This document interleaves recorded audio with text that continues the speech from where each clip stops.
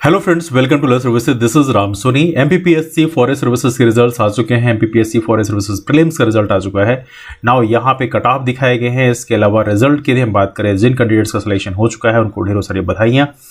Now यहाँ पे देखेंगे, हमने एक्सपेक्ट किया था कि शायद कुछ वैकेंसीज एड ऑन होंगी, लेकिन ऐसा कुछ नहीं हुआ। कुल 15 वैकेंसीज जो थी उनके लिए बेसिकली यहाँ पर प्रीलिम्स का रिजल्ट जारी किया गया है। और यहाँ पे आप देखेंगे हर एक कैटेगरी की वैकेंसीज बताई भी गई हैं, और साथ में यहाँ पे कितने कैंडिडेट्स क्वालिफाई किए गए हैं ये भी आपके सामने बताया गया है। 87-13 के फार्मूले से एज ऑफ रिजल्ट जारी किया आता है। तो इसमें 87% जो कैंडिडेट्स होते हैं वो मेन लिस्ट में आते हैं, जिनको मेन लिस्ट ए लिखा आता है, जिसमें 357 कैंडिडेट्स को क्वालिफाई किया गया है और उनके रोल नंबर यहाँ पे आपके सामने दिए हुए हैं। इसके अलावा प्रोविजनल लिस्ट भी यहाँ पर है। प्रोविजनल लिस्ट मतलब जो 13% वाले हैं, जैसे 13% में अनरिजर्व्ड के 13% भी होते हैं, ओबीसी के 13% भी होते हैं, उसमें से 114 पर कैंडिडेट्स को क्वालिफाई किया गया है। तो ये उनकी लिस्ट भी यहाँ पर दी। तो यहाँ पर कुल मिला के 114 ये, और इसके अलावा आप देखेंगे यहाँ पे 357 ये, इनका नाम यहाँ पर लिस्ट में है। नाउ कट ऑफ कितना गया है इसके बारे में हम देखें तो कट ऑफ के बारे में ऑलरेडी इन्फॉर्मेशन यहाँ पे दी हुई है। अनरिजर्व्ड का जो कट ऑफ गया है वो है 340। काफ़ी ज़्यादा कट ऑफ गया है, इतना एक्सपेक्टेशन बहुत ही कम लोगों को था। हालांकि हमें ये भी लग रहा था कि शायद कुछ वैकेंसीज बढ़ जाएं तो हो सकता है कट ऑफ थोड़ा लोअर साइड में आ जाए, लेकिन ऐसा हुआ नहीं। And finally cut off is 340। OBC की बात करें, OBC cut off second highest है, 336 में कट ऑफ गया है। ईडब्ल्यूएस की बात करें तो ईडब्ल्यूएस कट ऑफ 334 गया है, जो कि इस समय ओबीसी से नीचे की ओर जा रहा है। शेड्यूल कास्ट की बात करें, शेड्यूल कास्ट कट ऑफ ज़्यादा नीचे नहीं गया है, 324 गया है। और शेड्यूल ट्राइब का जो कट ऑफ है वो गया है 308 number. That's a huge actually. तो ये रहा एमपीपीएससी फॉरेस्ट सर्विसेज का कट ऑफ। नाउ ये तो मेन लिस्ट का है। इसके अलावा प्रोविजनल लिस्ट का कट ऑफ भी अलग से जारी किया गया है। प्रोविजनल लिस्ट में अनरिजर्व्ड कैटेगरी का कट ऑफ गया है 336, और ओबीसी का जो प्रोविजनल लिस्ट में कट ऑफ गया है वो है 332। तो ये बेसिकली मेन लिस्ट और प्रोविजनल लिस्ट के कट ऑफ के बारे में ये इन्फॉर्मेशन है। नाउ जिन्होंने क्वालिफाई कर लिया है उनके सामने चैलेंज है कि अब मेंस की तैयारी कैसे किया जाए। That's a big challenge for many of you. देखिए, मेंस की तैयारी के लिए मैं आपको सजेस्ट ये करूंगा, जिन्होंने सिलेक्शन ले लिया है उनको प्रॉपर तरीके से प्रयास करें कि जो फॉरेस्ट्री का पोर्शन है उसको प्रॉपर तरीके से कंप्लीट करें, बिकॉज फॉरेस्ट्री कुल मिला के 4 यूनिट्स हैं।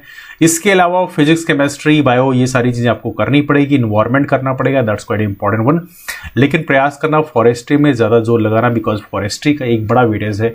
फॉरेस्ट्री के कुल मिला के 4 यूनिट्स हैं, तो that why it is gonna play big role, काफ़ी बड़ा रोल होगा। लेकिन इसके अलावा जो आपने अभी तक पढ़ा हुआ है, स्पेशली चूंकि ये फॉरेस्ट सर्विसेज मेंस का जो पैटर्न है उसमें 50 क्वेश्चन पार्ट ए में आते हैं, 100 क्वेश्चन पार्ट बी में आते हैं। 50 क्वेश्चन जो पार्ट ए का है इसमें वही मध्य प्रदेश की हिस्ट्री, पॉलिटिक्स, ज्योग्राफी, इकोनॉमी है।